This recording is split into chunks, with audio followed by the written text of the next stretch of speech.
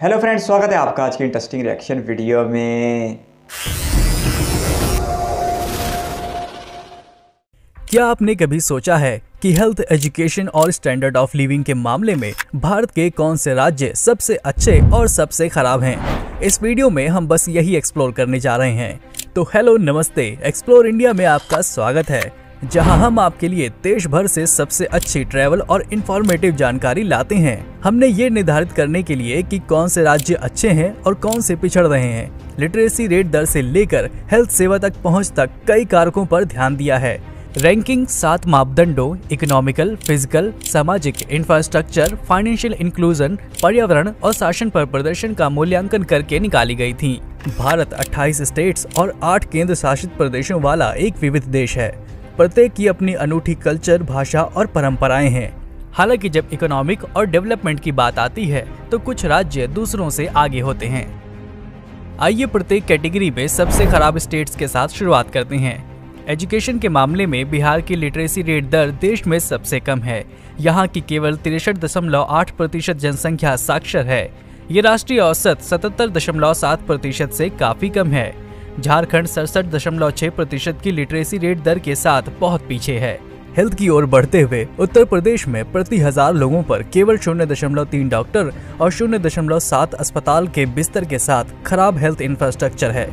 Basic medical care देखभाल तक पहुंचने के लिए मरीजों को अक्सर लंबी दूरी तय करनी पड़ती है। बिहार और झारखंड में भी पर कैपिटा डॉक्टरों और अस्पताल के बिस्तरों के समान अनुपात के साथ खराब हेल्थ इंफ्रास्ट्रक्चर है। अंत में जब स्टैंडर्ड ऑफ लिविंग की बात आती है तो झारखंड का ह्यूमन डेवलपमेंट इंडेक्स सभी स्टेट्स में सबसे कम है। इसका मतलब ये है कि झारखंड के लोगों की जीवन प्रत्याशा कम है, पर कैपिटा इनकम कम है और एजुकेशन का स्तर अन्य स्टेट्स के लोगों की तुलना में कम है। HDI के मामले में बिहार और उत्तर प्रदेश भी निचले पायदान पर हैं। अब आइए प्रत्येक कैटेगरी में बेस्ट स्टेट्स को देखें। देश में केरला की लिटरेसी रेट दर सबसे अधिक है। यहाँ की 96.2% आबादी पढ़ और लिख सकती है। तमिलनाडु 80.3% की लिटरेसी रेट दर के साथ बहुत पीछे है। केरला में उच्च लाइफ एक्सपेक्टेंसी और इन्फेंट मॉर्टेलिटी रेट दर भी है, जो इसे देश के सबसे हेल्थीएस्ट स्टेट्स में से एक बनाता है। उच्च डॉक्टर टू पेशेंट रेशो और अच्छी तरह से सुसज्जित अस्पतालों के साथ गोवा हेल्थ के मामले में दूसरे स्थान पर है। जब स्टैंडर्ड ऑफ लिविंग की बात आती है तो गोवा में हाईएस्ट पर कैपिटा इनकम और गुड क्वालिटी ऑफ लाइफ के साथ सभी स्टेट से हाईएस्ट HDI है। HDI के मामले में केरला और दिल्ली भी उच्च स्थान पर हैं। यदि आप अभी भी हमारा वीडियो देख रहे हैं तो इसका मतलब है कि आप वास्तव में हमारे कंटेंट का आनंद ले रहे हैं। आप हमारे इंस्टाग्राम पर इसी प्रकार की और कंटेंट पा सकते हैं, लिंक डिस्क्रिप्शन में है। अगर हम ये रैंकिंग इंफ्रास्ट्रक्चर के लिहाज से देखें तो आप शायद सोच रहे होंगे कि महाराष्ट्र कहाँ है, लेकिन ऐसे कई कारक हैं जो रैंकिंग पर निर्भर करते हैं, जैसे एजुकेशन, हेल्थ देखभाल, पर्यावरण आदि। लेकिन इकोनॉमिक ग्रोथ और डेवलपमेंट के मामले में भारत में सबसे अच्छा राज्य अक्सर महाराष्ट्र माना जाता है। मुंबई के साथ भारत की फाइनेंशियल कैपिटल, इसकी राजधानी शहर के रूप में महाराष्ट्र में मैन्युफैक्चरिंग सर्विसेज और एग्रीकल्चर जैसे क्षेत्रों द्वारा संचालित एक मजबूत अर्थव्यवस्था है। ये देश के कुछ प्रमुख उद्योगों और कॉर्पोरेट घरानों का घर भी है।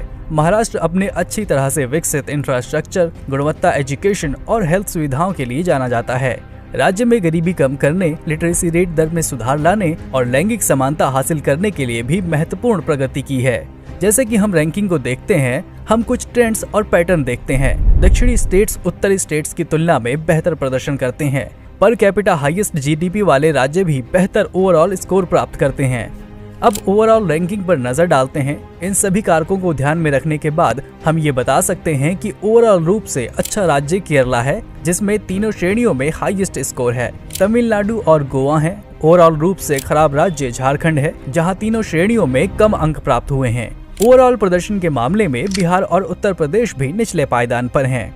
हालांकि अगर कुछ रिसर्च और रिपोर्ट्स की बात करें तो जैसे कर्नाटका, गुजरात को बेस्ट रैंकिंग दी गई है in terms of clean energy, जो कि institute for energy economics and financial analysis ने रिपोर्ट दी है। और ऐसे ही हम देख सकते हैं कि NDTV की 2023 की रिपोर्ट की माने तो महाराष्ट्र को इंडियाज बेस्ट सिटी माना गया है in terms of finance and social indicators.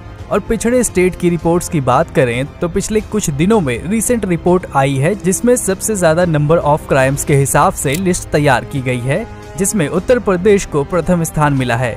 UP की प्रति व्यक्ति अपराध दर 7.4 है।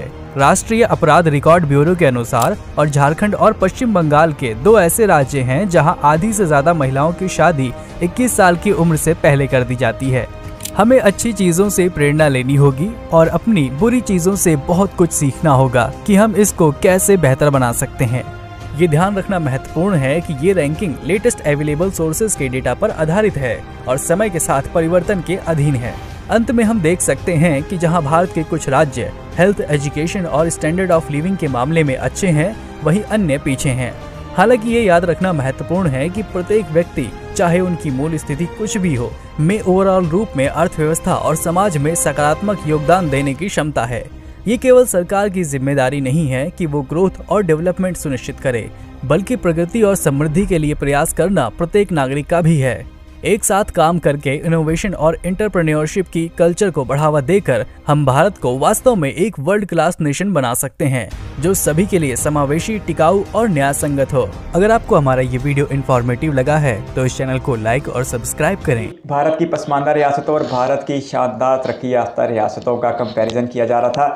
साउथ में मौजूद रियासत केरला HDI को लेकर भी पहले नंबर पर है, लिटरेसी रेट को लेकर भी पहले नंबर पर है। इसी तरह वेस्ट में मौजूद एक छोटी सी रियासत, बल्कि एरिया को लेकर भारत की सबसे छोटी रियासत गोवा, जो अपने पर्सनल इनकम को लेके पहले नंबर पर आती है, वो भी खुशहाल रियासतों में शुमार की जा रही थी। और महाराष्ट्र तो वैसे ही इकानमी को लेके पहले नंबर पर आने वाली रियासत है, जबकि ग्रीन एनर्जी में गुजरात और कर्नाटका को नंबर दिए जा रहे थे। लेकिन दूसरी तरफ जो पसमानदा रियासतों की बात की जा रही थी, वो बहुत ही मायूस कुन थी कि कैसे सेंट्रल इंडिया और ईस्ट इंडिया का एक बहुत बड़ा रकबा है जो अभी तक पसमानदगी में है, जहाँ पर लिटरेसी रेट सबसे कम है, जहाँ पर सेहत की ज़्यादा सहूलियात नहीं है, लोगों का लाइफस्टाइल भी ज़्यादा बेहतर नहीं है। यानी कि छत्तीसगढ़ का जिक्र किया जा रहा था, झारखंड का जिक्र किया जा रहा था, बिहार का जिक्र किया जा रहा था और अफसोस के साथ कि यूपी का जिक्र भी किया जा रहा था। यूपी भारत की सबसे नंबर 1 रियासत है अपनी आबादी को लेके, और लेकिन उसके बावजूद वहाँ पर जुराइम की शरह बहुत ज़्यादा है और यहाँ पर आज तक कोई मुस्तहकम हुकूमत या कोई ऐसी हुकूमत नहीं आई जिसने यूपी की तकदीर को बहुत तेज़ी के साथ बदला हो। यही वजह है कि यूपी में आज डेवलपमेंट हमें उस दर्जे की दिखाई नहीं देती जिस दर्जे की हमें गुजरात या महाराष्ट्र में देखने को मिलती है। और इसके साथ साथ बताया जा रहा था कि यूपी में सेहत की सहूलियात का भी अच्छा खासा फुकदान है। इसी तरह फिर बिहार की बात की जा रही थी, वहाँ का HDI भी सबसे कम बताया जा रहा था, लिटरेसी रेट भी सबसे कम बताया जा रहा था। इसी तरह फिर झारखंड में भी देखने को मिल रहा था। तो ये सारा ही खित्ता भारत का, सेंट्रल और ईस्ट का खित्ता, अभी बहुत ज़्यादा पसमानदा है साउथ के मुकाबले में या वेस्ट के मुकाबले में। दुनिया में तकरीबन हर जगह ऐसा होता है, एक मुल्क हर जगह से खुशहाल नहीं होता, यानी कि एक मुल्क के सारे रीजन एक वक्त में आबाद या खुशहाल नहीं होते। अगर आप अमेरिका को देखते हैं तो उसमें अगर आबादी हमें ईस्ट वाली साइड पे ज़्यादा देखने को मिलती है, तो वेस्ट वाली साइड पे कैलिफोर्निया की GDP सबसे ज़्यादा देखने को मिलती है। फिर अगर इसी तरह ऑस्ट्रेलिया को देखते हैं तो वो एक बहुत बड़ा रकबा उसका सहराई बीच में आबाद पड़ा है, और जो आबादी है वो समुद्र के किनारों चंद एक शहरों में देखने को मिलती है, जैसे कि पर्थ है, सिडनी है।